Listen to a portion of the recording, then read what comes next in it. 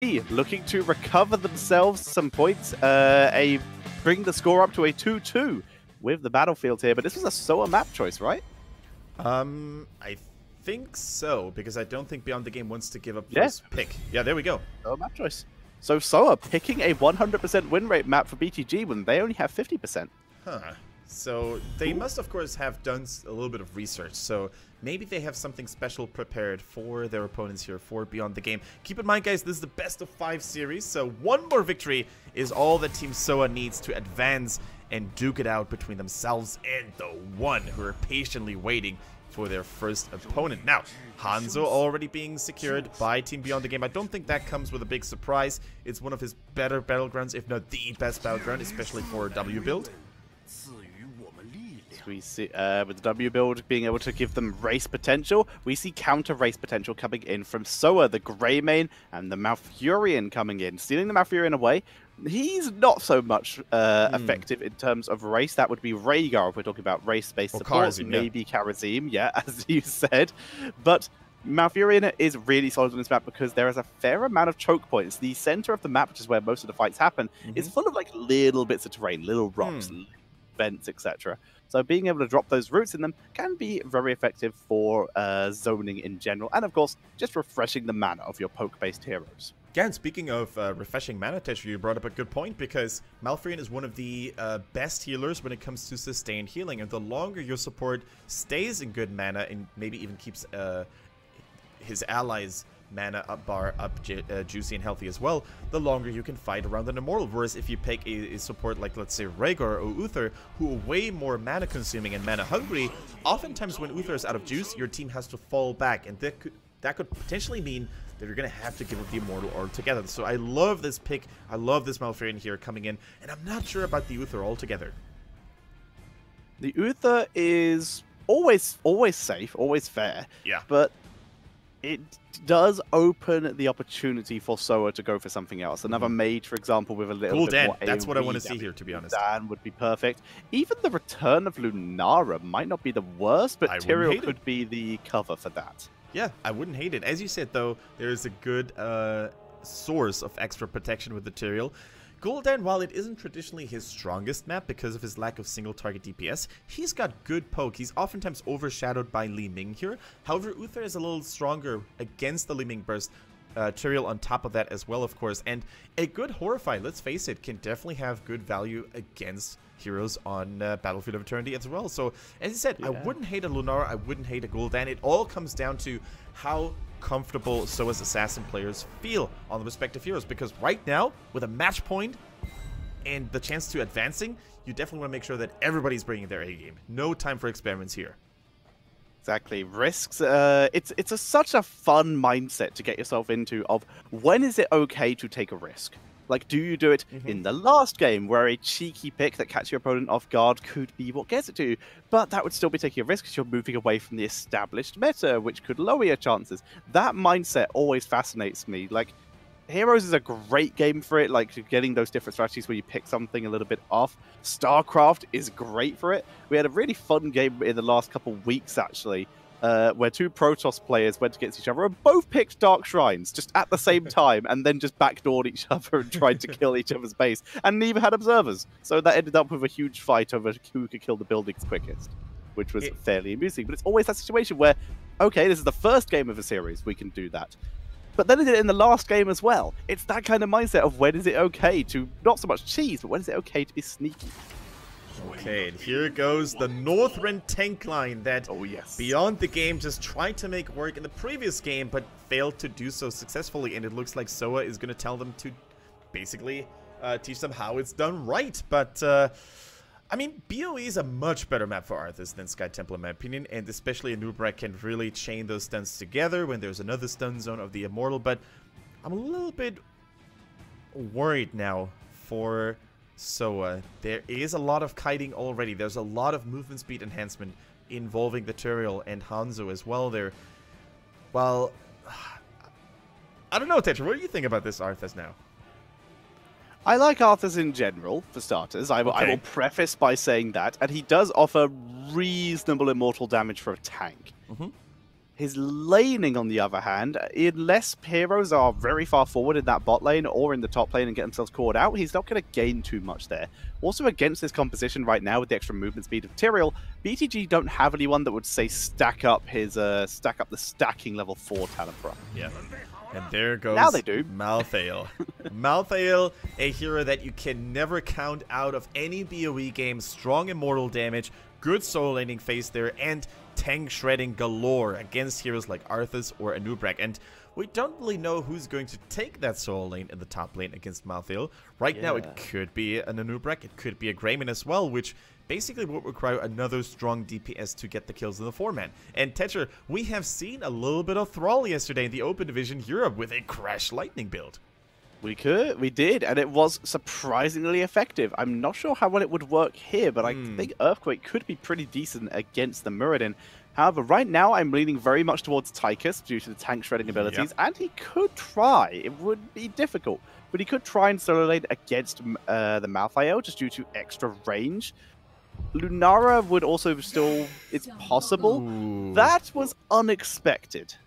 Very unexpected, actually. Now, if you remember Soa's performance in the league phase, last year and this year as well, they are no strangers to playing the Zarya in almost any given composition on almost any given map. However, this is a little bit strange right now because it would mean that either Arthas or Anub'arak are now solo laning against Malthael, which is doable but not easy. And also it limits their damage capabilities a little bit, but by the same token, it adds a lot of additional protection. Is there a setup they could duo lane? It would have to be like a tank and Zarya, right? The problem is their wave clear is very limited, I think. Now, Team Beyond the Game, they don't have the most massive of wave clear themselves, so maybe if they played smart Team Soa, that is, they can do it. But the Zarya is a risky pick on paper, a comfort pick for Team Soa as a whole, though.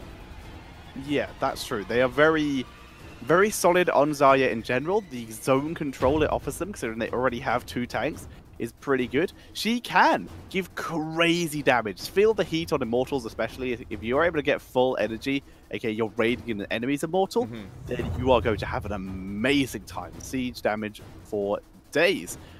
Until then, though, you are so reliant on Greymane. Exactly, and that's a lot of pressure on the shoulders of Greymane for sure. He's going to be the main DPS. He's going to have to execute people as well. And if there's a player, though, that can make it work, maybe it's the new guy. Maybe it's Sori. I mean, he played super well in all those games we saw him in. And I'm very positive on him having the guts and the balls to do it. Now, we're going to introduce the players once more here in what could be the last game of the series if Team Soa ends up winning it. With Faye on the Anub'arak, Uncle G is playing Zarya, TY is switching it up to the Malfurion, Klong is going main tank on the Arthas, and Sori on the Greymane. And on the right-hand side, it is Beyond the Game, with Druid on Uther, 619 on Muradin, ZJZ on Tyrael, LLK on Malthael, and Dancing is playing the Hanzo. Currently, it is Zoa in the lead in a 2-1, 1 game away from going on to play against the one for that position in the Eastern Clash.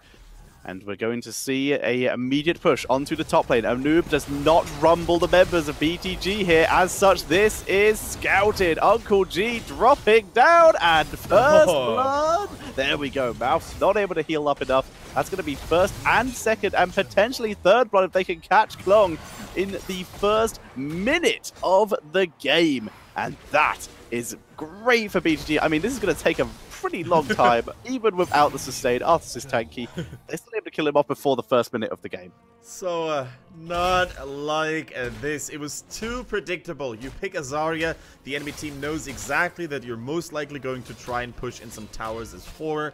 I mean, they didn't even get a single tower there. The interception squad of Beyond the Game was too fast and too lethal, and that is an absurd amount of experience that they just gave to their opponents. Already have a level lead for Beyond the Game. Hanzo scouting the Mercenary sneak attack. Good shield by Zarya, though. But yeah, so Team Soa just needs to play a little bit less predictive here at this point, I think. Yeah, but to be fair, they did actually attempt to adjust to that riskiness in terms of play. They had Anub'arak sitting in the center of the map, trying to see it, but BTG just made the guess. The correct move in that kind of situation when you think, like the quote-unquote correct move when you're in that kind of situation for a lot of teams, is to go into mid when you think your opponents are going to push, and that way you have the immediate adjustment of which lane you want to rotate into. However, BTG decided to react differently. They didn't decide to go mid and react to the quicker one. They just decided to guess, and they guessed right. Top was the lane that was being pushed. It's also interesting to see who they're going to send in that soul lane right now. Beyond the game, they realize, you know what, Anubrak isn't the most scariest of pusher. It's not a Blaze, you know, it's not a Thrall, for example. So we're going to send Turiel in there because Turiel should be able to deal with him. And we're going to have Malthael, a much harder hitting hero. Beautiful cocktail there, by the way, hitting 4 members. We're going to send Malthael in the 4-man lane to have a better defense because we need to keep those heroes at bay. Now, up to this point, it's not really working out that well. So they have stabilized and rejuvenated and recovered from the early blows they had to endure. It's about to, though. Look at Malthael's level 4. He doesn't need Die Alone anymore. He's able to pick up a kill and now has Black Harvest. So his damage output, being able to stack on 4 heroes instead of 1, is going to get crazy a lot quicker. Here we go. And Greymane getting a little too far ahead of himself here, dying to all that pressure and all that damage that Hanzo plus Malthael had to offer. It is now a level 5 lead, almost still half a level. The Bruiser camp, the Fallen Shaman camp, has been taken already, while Soa didn't even try to start it. That's going to be a big factor as well. Fei dropping low on mana, so is CJZ, though. This is a battle of the non-soul laners, if you will. This is true. They're not really made for this role, but they are doing it well enough. They're holding the lanes against each other. Tyrell's pushing up a little bit better, but Nubrak now, especially that he has his bed of barbs, is actually a little bit better in terms of the wave clear. It's one of his best wave clear talents that he has before, like the just burning rage or maybe the earthquake spines, but still pretty good as the race continues, and it's fairly even at the moment. Yeah, the race continues, but Beyond the Game is now willing to defend this murder, jumping into the fray, supported by his alliance brother, causing so much distraction that the rest of his team is actually going to get the Immortal successfully. Now, 619 needs to be careful. Second wind healing hasn't really kicked in just yet. Soa is furious. They're trying to make something happen, but they can't, and the first Immortal getting taken by their opponents. Very good distraction, and the fact that 619 actually lived that is pretty beastly. I'm very surprised. But good job. Great moves coming in here by Beyond the Game as they begin to push in. Remember, if Beyond the Game lose this, they are out of contention for the Eastern Clash. So Soa on the defense here, trying to keep their hopes alive and try and keep themselves in contention, whereas BTG are fighting for survival. Problem for Soa was they basically put all the eggs in one basket. They really tried to get this Immortal. They didn't do so. And as such, the Mercenary camp dealing tremendous amounts of damage on that top lane as well. Good save on Sori, who's almost getting caught again here, using the healing fountain to rejuvenate himself. Now, can they do something against the onslaught of Beyond the Game? Nope. They end up escaping, almost taking down the fort. Huge damage done. And this early game is all going Beyond the Game's way. Yeah, they're looking dominant at this point, and that's I don't know if Hanzo stacked on Redemption yet. They have not shown, as the shield is dropped onto Klong, able to protect him from at least a little bit of that Malthael damage. The laning setup continues to remain the same, but now you can see Anubrak is the one who is pushed up top lane, as opposed to Tyrael in the early game before the Bed of Barbs came in, where Tyrael had pushed up bot lane pretty hard. Speed barrier really solid, helping TY and the Malthurian out to escape the claws and fangs of 619, who's jumping in over the wall and engaging for his team.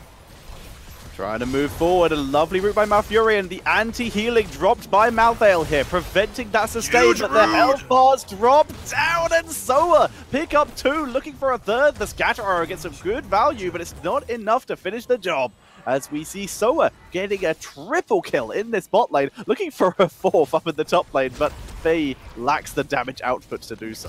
And that was all Klong, ladies and gentlemen. Look how speedy he is with that speed barrier coming in from Zarya. Klong, massive value there in that narrow choke point with Arthas, Frozen Tempest, and a 3-man Howling Blast there, nailing everyone down and allowing Zarya to deal terrible, terrible damage onto the backline and frontline alike. So, for the first time in this game, things are going well for Team Soa, and that was so important for them. With LLK taking up residence in the top lane temporarily while Tyrael isn't there. That, who knows, that might actually be permanent.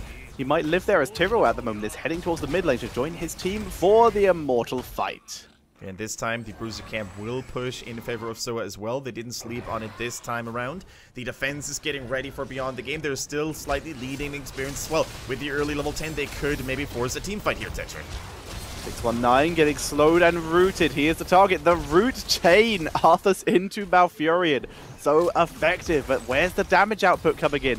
Greymane was not ready, and Nubrak wasn't ready for the next stun. Another beautiful root by Arthas. He's been on point with these Klong.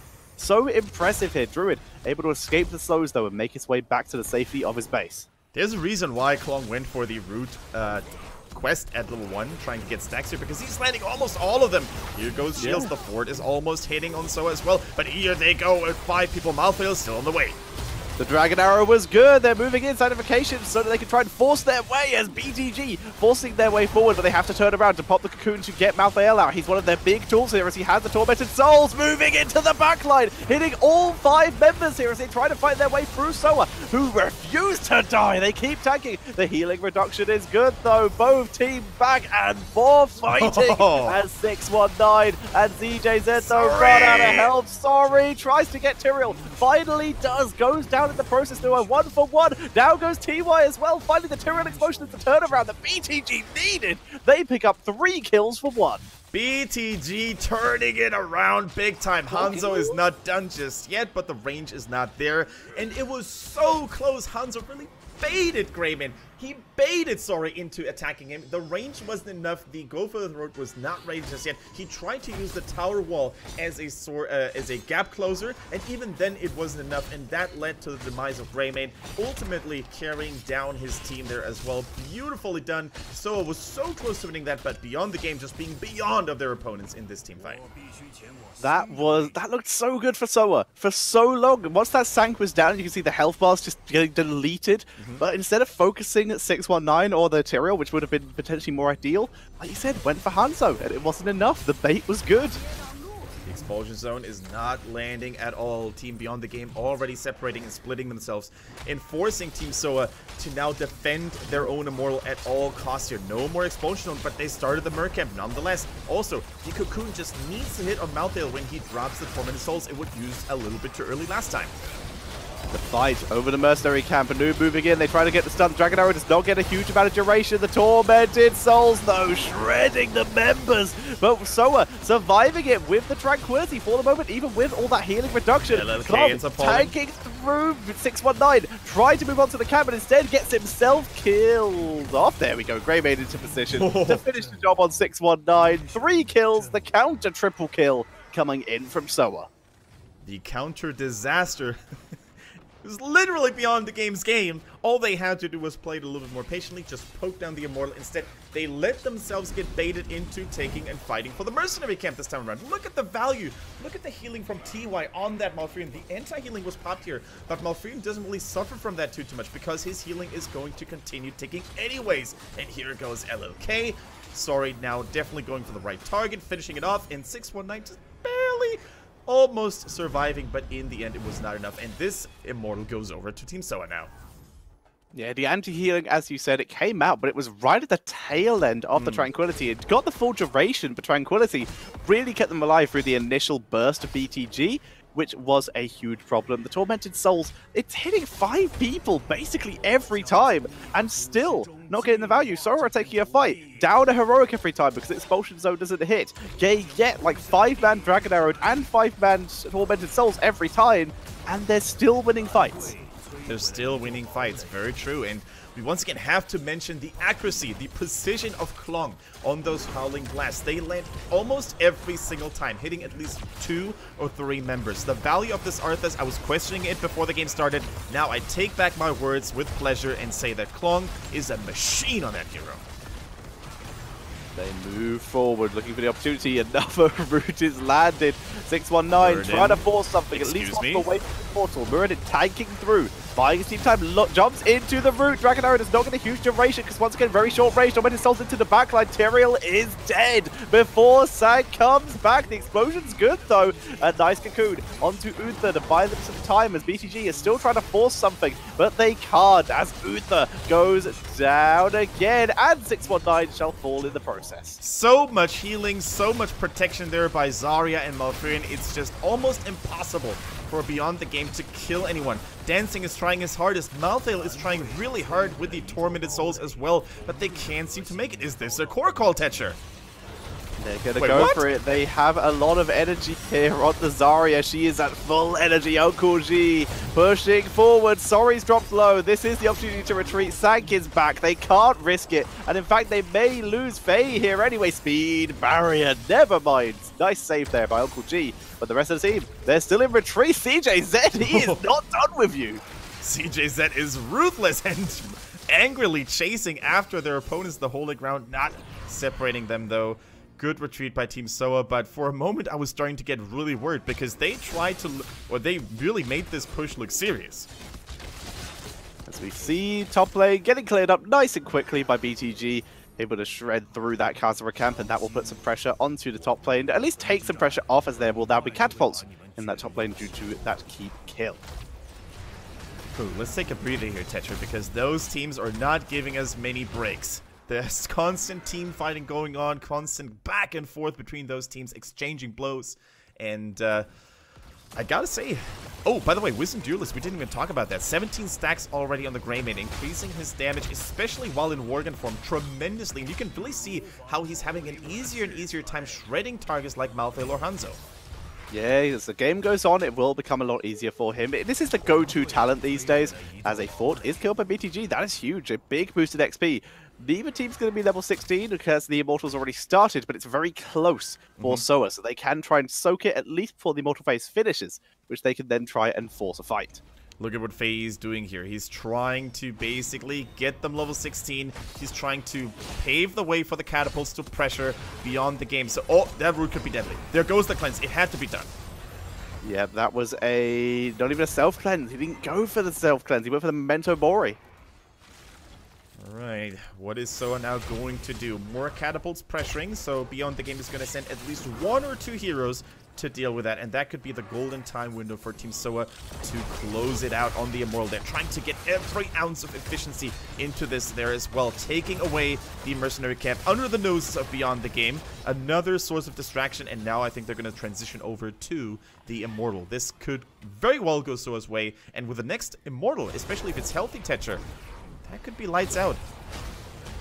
This will likely be the plan. The fort in top lane is made out of, bot lane, sorry, is made out of paper mache. The keep is still up though, so this would be a rough game-ending push if that was the intention. Nice dodge by Sorry there. Oh, actually, that was much trickier than it looked here in the gameplay. Like, you need to time your doggy roll perfectly so it won't interfere with the stunning zone from the Immortal. So, tricky play, risky play, but Arthur's coming with a massive flank. Moving in, the Divine Shield is used on Hanzo. Dragon Arrow, again, point-blank range. So little damage and stun being dropped from it. Malthael in the cocoon. Tormented Souls is available. It did not interrupt the Tormented Souls, so he's just going to be able to pop out, pop the Tormented Souls, and move straight in. He hasn't even actually, he's now activated it. Moving in, trying to get the value here. Pulling into the backline, dropping as much healing as he can. Good stuff by 619, trying to get through the chance to escape. Another Holy Ground to try and help that as well as Druid is focused here. Sanctification, the chance to turn it round, but the health bars are basically non-existent for BTG. And they fall back to what could possibly in the past have been called a fort, but is barely there now. CJC on the Tyrael here with massive plays, dropping the Holy Ground near Malthael when he was about to pop out the cocoon, so that Soa would have a harder time to actually close in on him, and then dropping another Holy Ground to keep Soa at bay with a pursuit for a little longer. He basically made sure that none of his teammates ended up dying here, which was so important because otherwise they could have actually, Soa could have actually pushed the bottom fort as it is, but as it is as well, it is still going to prove to be a little bit of an obstacle here that the Punisher, the Immortal, excuse me, needs to punch through first. So big plays by Soa, but really well salvaged by Beyond the Game, and especially CJC. Soa all ported, by the way. They are committed to this now. It's a big shield, and they all are now full health. and full mana. They're beginning to move into this bot lane with a beautiful route onto Tyrael and Muradin here. Tyrael shielding Muradin, trying to keep him alive. Here comes the boss stuns, trying to zone him out. Avatar having to be popped to keep 619 alive. Expulsion is good. Dragon Arrow and the expulsion zone. Like you said, good value. Tormented Souls to try and keep him alive is not enough. Arthur's roots all over the place. Fury roots prevents Muradin from leaving. You can't go anywhere, son. Down goes Druid. And it's just a poor Hanzo trying desperately to save the game on his own. He keeps himself alive, but what can he do for his base, Kendrick? As Soa are moving in, they are going to take the core, and they will move on with the 3-1 to play against the 1 for that spot in the Eastern Clash. Team Soa doing what many people thought they couldn't. They take this victory, they take this series as well, advancing to the next round. They're happy about it. And on top of that, the icing on the cake, they did it with Sori, a new player they haven't really played together with in the regular season. Beyond the game finally put to a stop here after dominating both previous best of 5s, and Soa is on the way to maybe represent China at the Eastern Clash. Finally, we could say, because this team has been improving season after season. They started over again. Really, really good and nice one, by the way. But so impressive. From last place in the first season we cast to potentially going to the Eastern Clash. All they have to do is to take down the new team from last season. They came 4th, 5th last season. This time, they're going